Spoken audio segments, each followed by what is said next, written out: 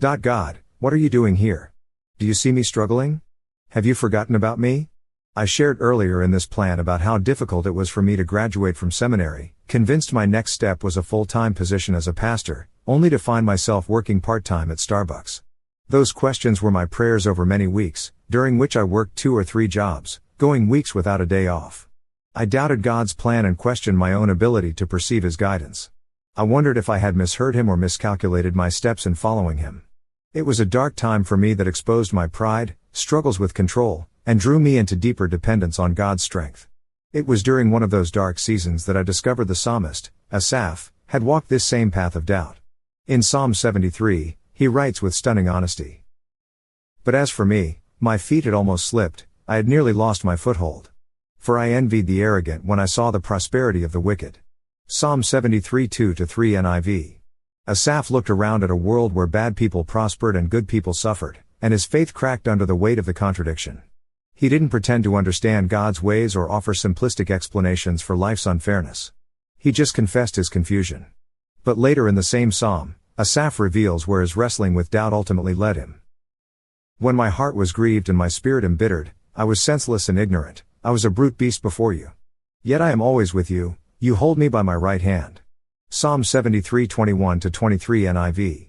Asaph's faith didn't survive his season of doubt because he found neat answers to all his questions. His faith endured because he discovered that God's love for him wasn't dependent on his ability to understand God's ways.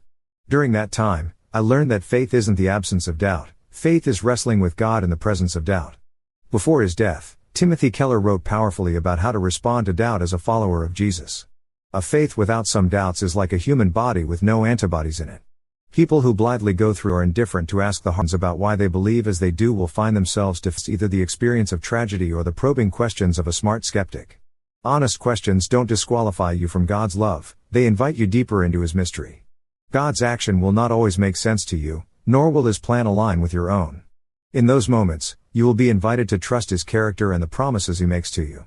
Tomorrow, we'll explore what to do when even God's presence seems distant. Truly God is good to Israel, even to such as are of a clean heart. But as for me, my feet were almost gone, my steps had well nigh slipped. For I was envious at the foolish when I saw the prosperity of the wicked.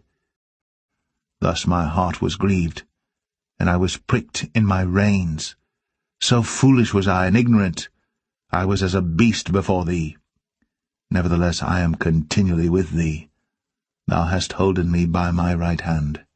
Thou shalt guide me with thy counsel, and afterward receive me to glory. Whom have I in heaven but thee?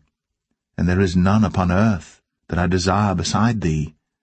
My flesh and my heart faileth, but God is the strength of my heart, and my portion forever.